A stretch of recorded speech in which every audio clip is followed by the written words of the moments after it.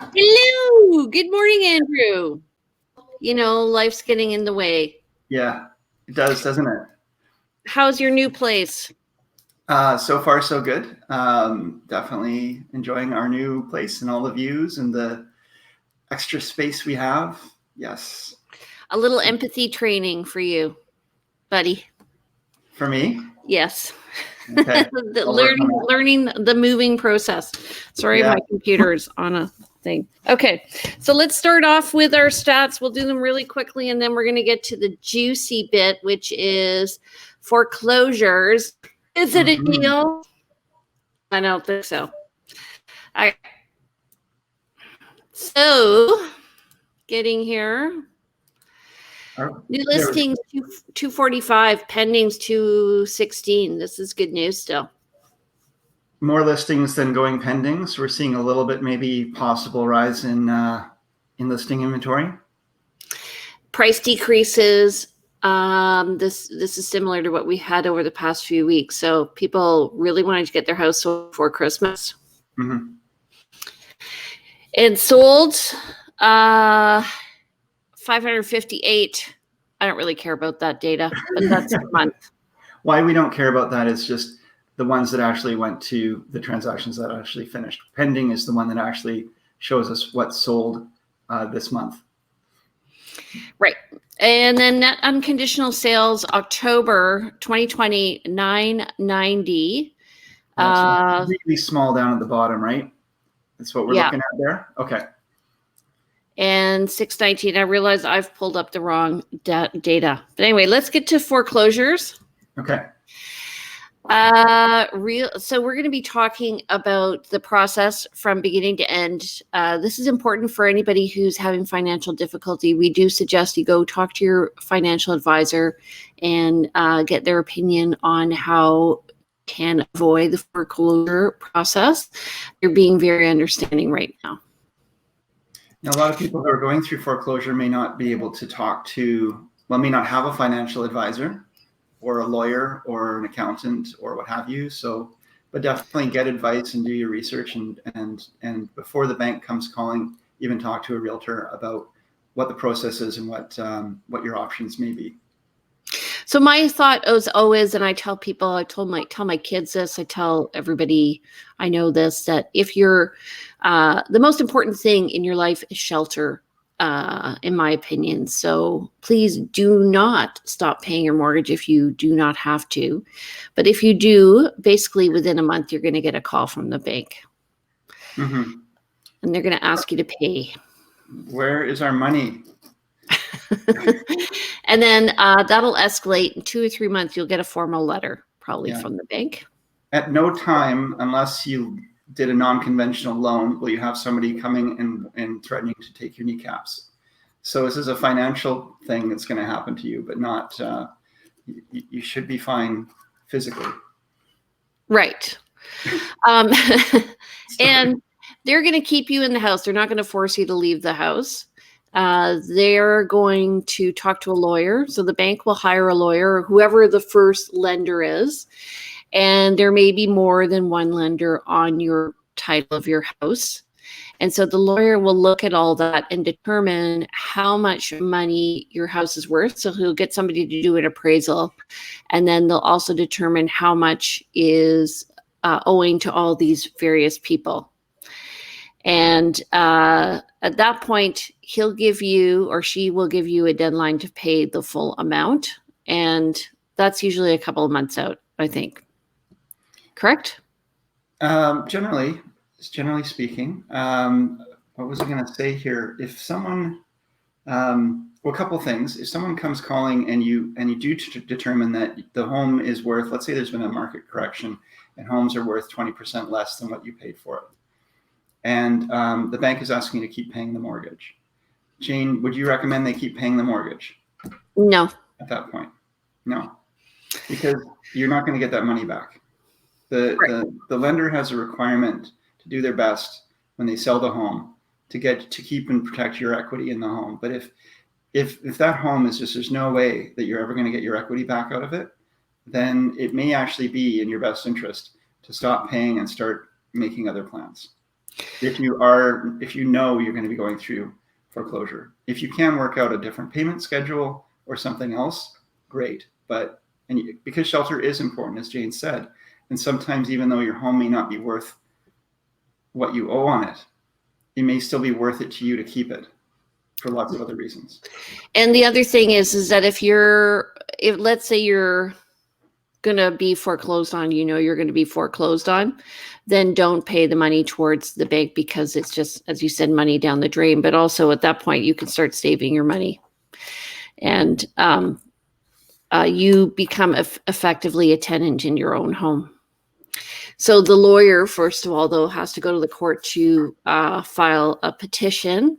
And within a few days of that, you will receive a copy of that petition, as well as anybody who is a mortgage holder, and anybody who's a tenant in your property, as well as anybody with liens on the house. And a lien usually comes if a builder's done some work and they're going to be, they're wanting payment.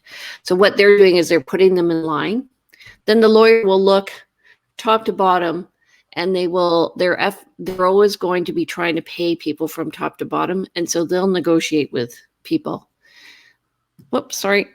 Now, Jane, the other thing that's kind of key is, even though they're going to go top to bottom, and you might say, well, maybe I'll just stop paying this person at the bottom of the list because I can't afford to pay them. That still doesn't help you. Though wherever someone is on the list, if they're not getting paid, they can apply to court for a conduct of sale. Right. So, even if they're not the first person in the list. Yeah. So then the court gives the lender what's called an order nisi. And at that point, again, you'll be given the chance. Do you want to buy the house back? Do you want to redeem the mortgage? That means you're going to have to find a new lender. And some people have done that. And you have to pay the full amount plus any interest. And by the way, you can go into foreclosure if you don't pay your property taxes. Yep, because that's the city is owed, the municipality is owed money by you, and you're not paying it, so they can apply to court for that. Absolutely. Yeah. So then, if the court determines that the owner has not paid up and the property value equals or exceeds the debt, the borrower has no assets to apply towards any money outstanding, they then ask for an absolute order of foreclosure. The lawyer does, from the court. And the bank, oops, I got a spelling mistake, becomes a new owner of the property. Banks don't generally want to own a property. If they can, they want to sell it through a conduct of sale where it still belongs to you, the person being foreclosed on. The foreclosure is the last resort from their perspective. And it's an onerous process, as we both know. Mm-hmm. So they hire the banker, the lawyer, whoever is going to be operating on behalf of I say bank, but I mean lender, hires a realtor to list the property, and they usually list it at market value. So let's say the house is worth $550. All the loans are equal to be $500. They'll hire the realtor, and this usually happens. This is now like 6 months down the line, maybe even longer from when you first defaulted on your mortgage. Now, this is an interesting little side comment, I guess, but if you're pre-foreclosure and if you're pre-foreclosure, you're going to have a hard time perhaps getting a realtor who's going to be able to sell your home and get paid. Because if there's no money to be had from the proceeds of the sale before you're being foreclosed upon, there's no guarantee that the realtor is going to get paid. Because remember that, as Jane said, things go in the order of the people owed, and the realtor is at the bottom of that list. After all is said and done and everybody's paid out, then the realtor gets paid. When it's an actual foreclosure order from the court, there is a provision in there that describes exactly how the listing is going to be run and how payment is processed, and there is an assurance for the realtor that they get paid. So you definitely want to talk to the realtor beforehand. you might have a good realtor is going to want to know, well, how much money do you owe, and am I going to be working for free here? And I have been hired on a pre-foreclosure. And so usually what happens is on the title, there will be a statement that says there's an order against the owner. Yeah. And so you can pull that, and then you find out, oh, my client is being foreclosed upon. And actually what happened was I didn't sell the property in time. It literally 2 weeks happened. And you lost the listing. I lost the listing. Yeah, because the old listing is no longer valid. The court has ordered a new listing. And so even if you had a listing contract signed, I have worked with a seller who just did not want the court to take her home, and she was willing and able, and she was able to pay off her mortgage debts, but it was a close call. But she, rather than have the court process, it was more of it was semantics really for her. She just didn't want to go into foreclosure. It's a matter, yeah. It's a matter of timing, really, because I've just recently gone through the same thing as well. And so that person has come out ahead. And so they're going to be nicely set up for their next purchase. And they, the buyer's getting a nice house. So I'm going to, just to go further with what I said earlier, Jane, about if you do call your realtor before you're being foreclosed upon, your realtor potentially can go to the bank and negotiate a short sale and negotiate the commission structure. Say to the bank, look, you don't want to go through the foreclosure process. We're trying to sell the home. Can you please guarantee, how this will work? Or if they can't guarantee, at least come to some sort of understanding. And then when you get an offer in place on the property, you go to the bank and say, look, here's what we have. Authorize the sale. You're going to lose some money, but not necessarily as much as if you'd gone through this other process. So now if the owner remains in the property and we are in foreclosure, the realtor has to give the person living in the property, who's technically now a tenant, 24 hours notice for showings, and or set up a showing schedule, just assuming that this is when it works for both the tenant and the realtors. And all the chattels in the house, if you were to take the house and turn it upside down and shake it, anything that fell out is a chattel. So we're talking all the appliances, they still belong to the owner. And so when you're showing the property, you have to make that very clear to any prospective buyers that none of the appliances come with the house. And if you send an offer to court and you put them in, they'll strike it out. So usually they have a lot of language in the contract that says you're buying this as is, where is, multiple times, as is, where is. And Jane, I would go further than saying, if you pick up the house and shake it upside down, it's more if you pick up the piece of land and shake it and forgetting about the property, the house, because you're buying this property as is, where is. And absolutely no guarantees, warranties, anything about what you get. You're going to get that land on completion. If the house is burnt down the day before and there was no insurance, you're still paying. Right. And also, if the tenants leave anything behind, that's your problem as a buyer. So you're taking on a risk that way. Yeah, there might be a lot of junk left over. The seller may maliciously damage everything in the house before completion. They know they're going to get nothing out of it.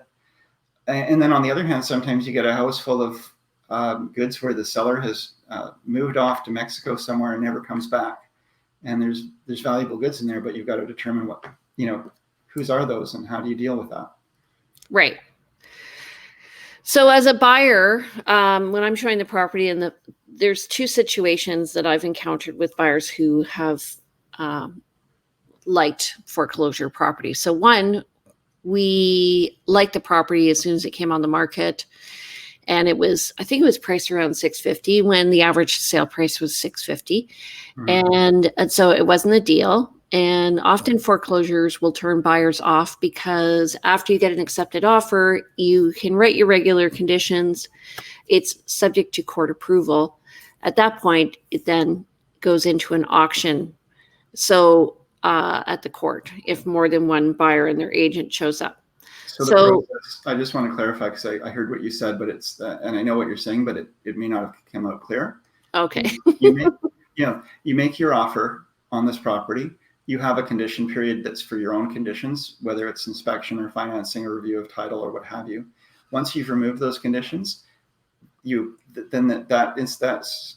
a court date begins, or they set a court date for then approval of your unconditional accepted offer.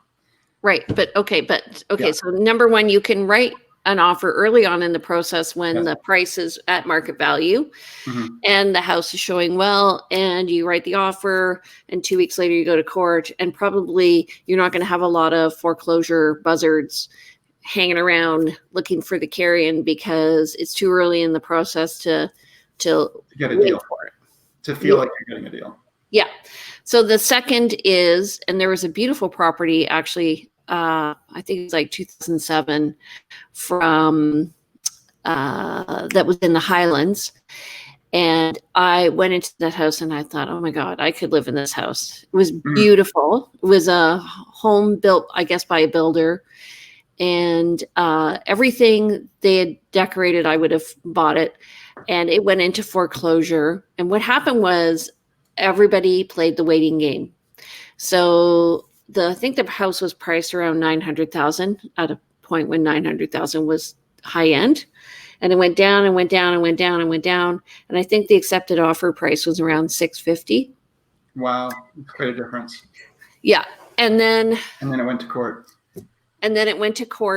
So what happens is, so everyone plays the waiting game, and we tell buyers to play the waiting game, because the first person to write the offer, that accepted offer is then presented to everybody when the court date, it becomes public knowledge. So at this point, this is the only time when you know what another offer is going to be. And then 2 weeks later, you go to court. So and you have time as the other agent with your other buyers to prepare and bring your best offer, knowing what the other offer is. Right. So in this case, because we knew the price of the house was $650,000, everybody thought this is a great deal because it was a beautiful home. Mm-hmm. And that offer is negotiated between the buyer's agent and the listing agent and the lawyer for the bank. And it takes longer than a regular offer because the lawyer works 9 to 5 during the week. And the buyer still does their due diligence. We kind of went ahead, but anyway, they do their due diligence. They remove their conditions. As you said, they still have their offer conditional of a court approval. Everybody's notified of the court date and the price. And then people show up in court. So, and because the price is revealed in court, let's say you have 5 groups, then anybody can write an offer, right? And what are the conditions of the offer, Andrew? The conditions of the offer on a court date, if you're competing, there are no conditions. It has to be an unconditional offer, and it has to follow the same terms and conditions as the original offer. So whatever the dates were, whatever the deposit amount was, it has to essentially be a mirror image, except it's a different set of buyers and a different purchase price.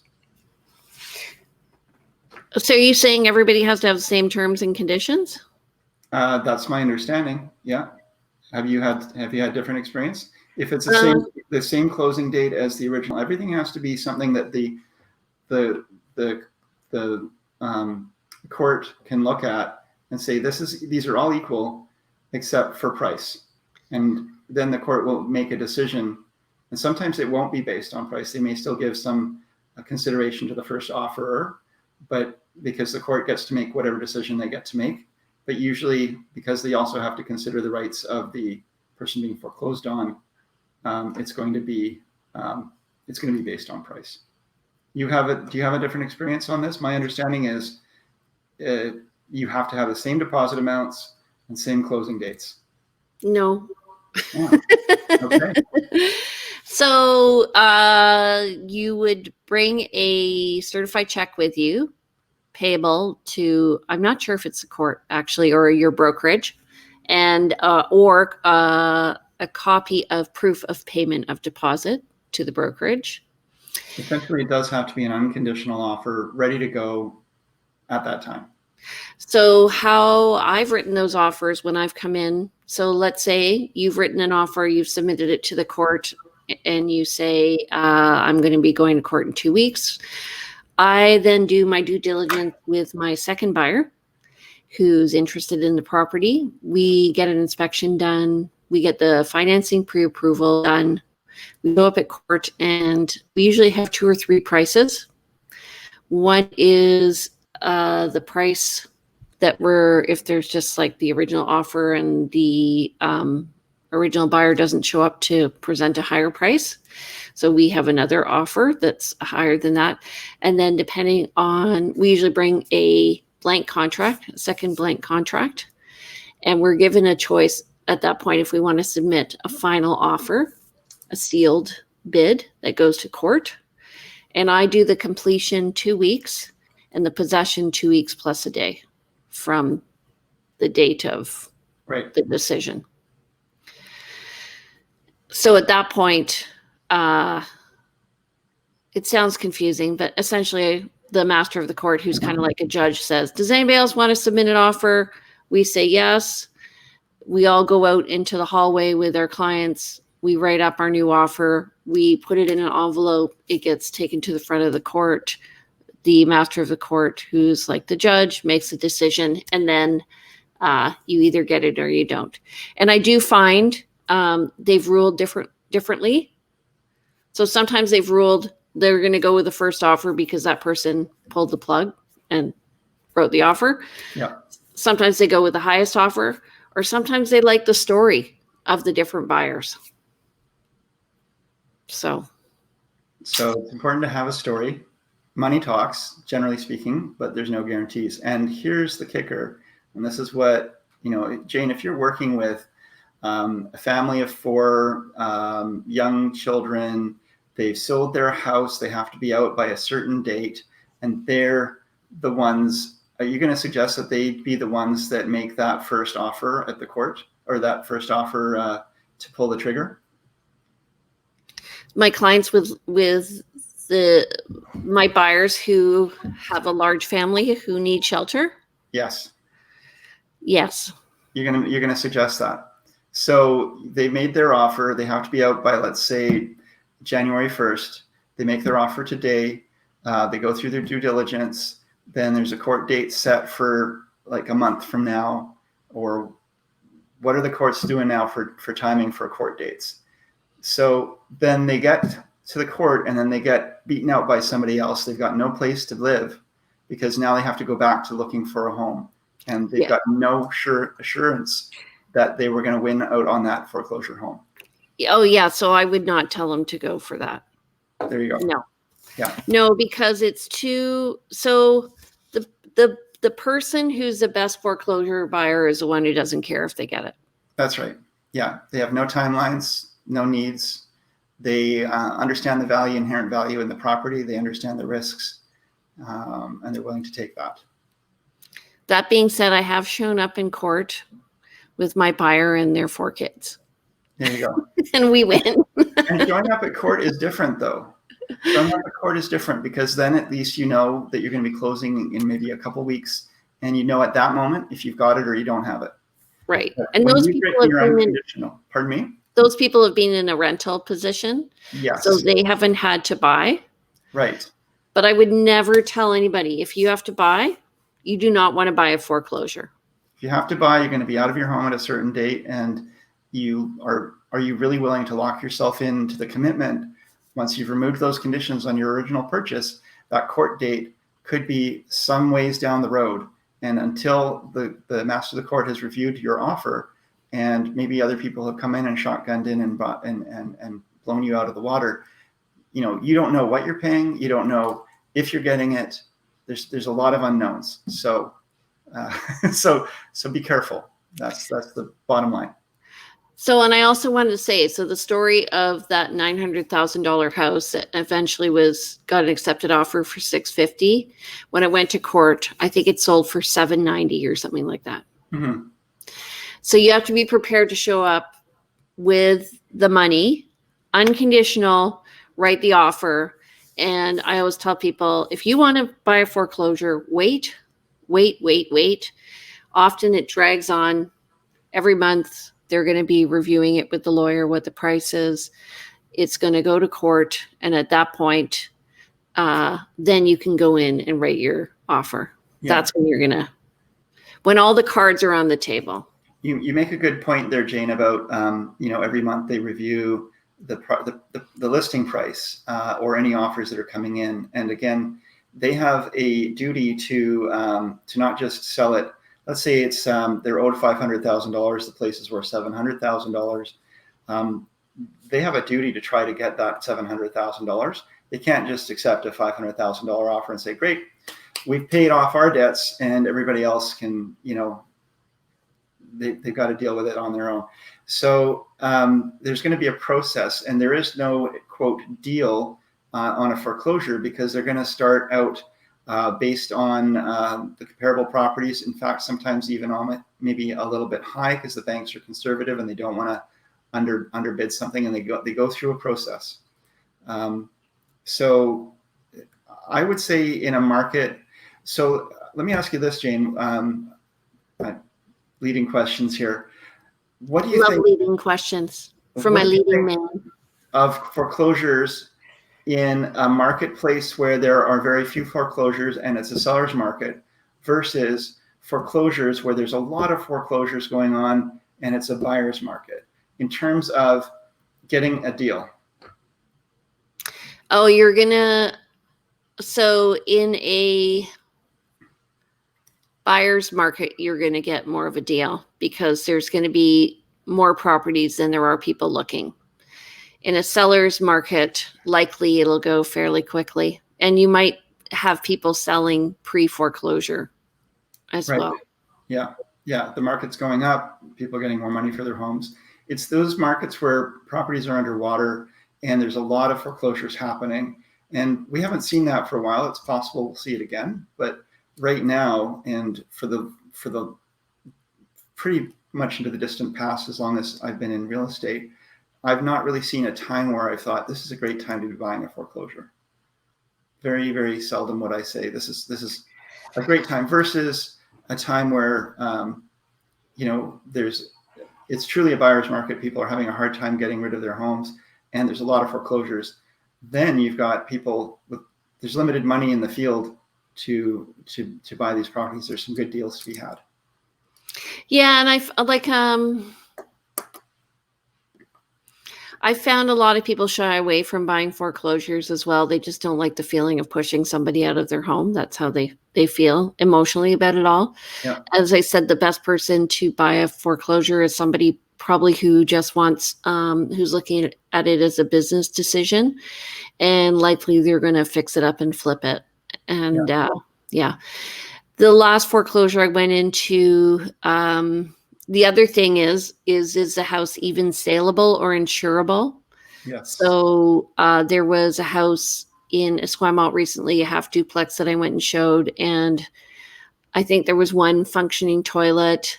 The person who lived there was a hoarder. They'd ripped out tons of carpet. Structurally, the house was good, actually, in the inspections, but a lot of people just didn't go for it because they just looked at it and they thought, oh my God, it's too much work. But the person who buys it is going to make money on it, because they will have to be an all cash buyer. Yeah. Because there are definitely a lot of homes out there foreclosed on that were built, let's say, without the huge additions, without permits, grow ups, various stigmatisms that could affect your resale value. These are again sold as is, and you don't always know the backstory unless you do a lot of research. Exactly. And so when you're looking at a foreclosure, I think the less emotion, the more business. Sometimes it's not your fault that you're in foreclosure. Absolutely. People feel like there's shame, especially now with what's happening with COVID, I don't think there's any shame whatsoever. So, just understand that we're here to help you. We'll walk you through the process. If we can get your house sold before it goes into foreclosure, that's the best thing. It's the tidiest way, and you'll end up with the most amount of money. If you're, if you know that you're in trouble, again, be open and honest with us about what your financial troubles are so that we can price your house accordingly. And if we can, maybe even underprice it a little bit so we get more action on your property, that might actually bring up the number of people offering, right? Which then brings up your price. And it's counterintuitive to some people to say, we want to list your home at under market value. But in a market as we're experiencing today, the risk is very low because you're likely to get multiple offers above your asking price, and it will set the value. Your value will get there. So, definitely. Do you have anything else you want to say on that? I had something, but it came and went. Foreclosures are, if you are selling pre-foreclosure, it'll come back to me. Okay. So what's your feeling on how the market's doing?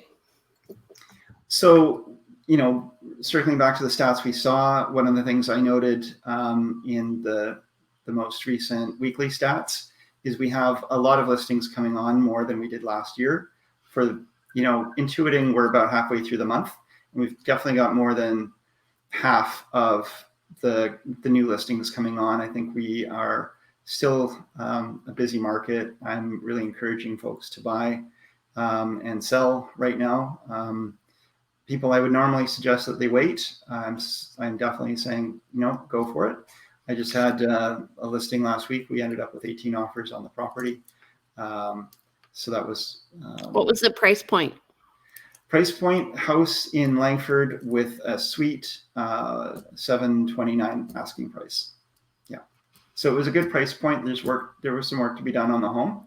And, in terms of, there was some work to be done, but it definitely, there's scarce out there. So one of the things I'm telling people is, you better have a place to go to. Because I've been working with a couple of buyers right now. We don't have a place to take them, and it's stressful for them. I'm putting them in touch with rental property managers and, pulling all the strings I can to find them accommodation. But the other thing to consider, which is hard on a buyer, is the seller add a clause subject to the seller finding an acceptable home. Yeah, that's definitely a piece that sellers are trying to protect themselves with, and buyers won't always take that.